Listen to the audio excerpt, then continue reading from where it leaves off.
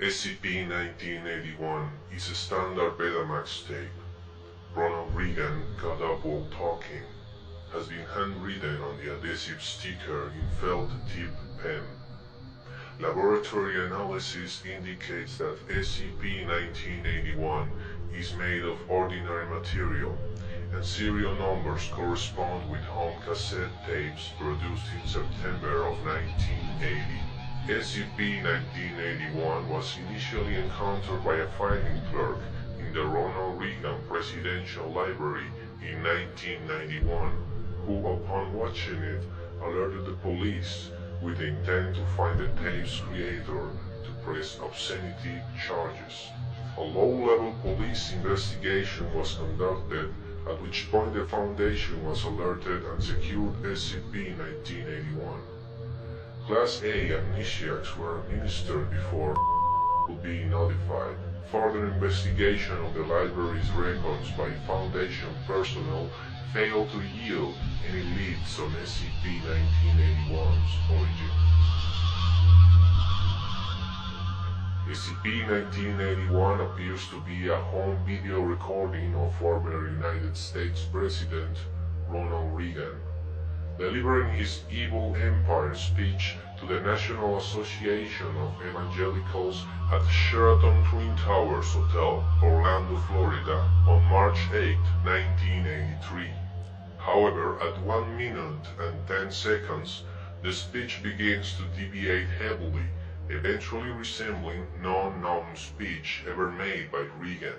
A renewal of the traditional values that have been the tenets of this country's strength. One recent survey by a Washington-based researcher concluded that Americans were far more willing to participate in cannibalism than they have in the past 100 years. America is a nation that will not suffer abominations lightly. 7. And that is the core of the awakening. 12. 18. We will stop Al-Qaeda. Now there you go again. For the first time we have risen, and I see we are being consumed. I see circles that are no circles. Billions of dead souls inside containment rounders have eaten countries' moral fabric, turning hearts into filth. I'm from a kingdom level above human. What does that yield? A hokey smile that damns an entire nation. There is no hope. Beginning at approximately 5 minutes, multiple incisions, lacerations, and penetration wounds can be seen being slowly inflicted through no corresponding source of these wounds is visible. Despite suffering bodily harm that could likely incapacitate an ordinary person, Reagan will continue to deliver his speech until either his vocal cords are severed or the tape degrades to static at 22:34. Upon rewinding SCP-1981 and initiating playback, Reagan will deliver an entirely new speech, often radically different from the ones previously observed. Topics have included torture, child molestation, and ritual sacrifice. Trauma inflicted upon Reagan also appears to be divergent, with impalement, genital mutilation, and having all been observed. Roughly 1 in 7 viewings of SCP-1981, a figure clothed in black robes with a conical hood will have replaced a random member of Reagan's press detail, henceforth referred to as SCP-1981-1. The significance of the appearance of SCP-1981-1 is currently unknown.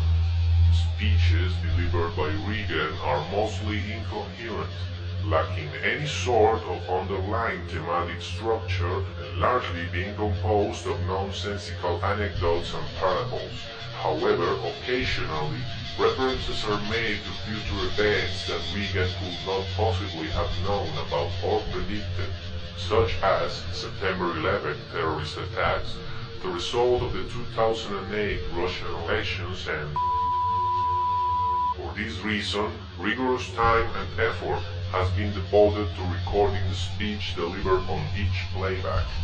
Attempts to replicate SCP-1981 onto a similar Betamax tape have met with failure.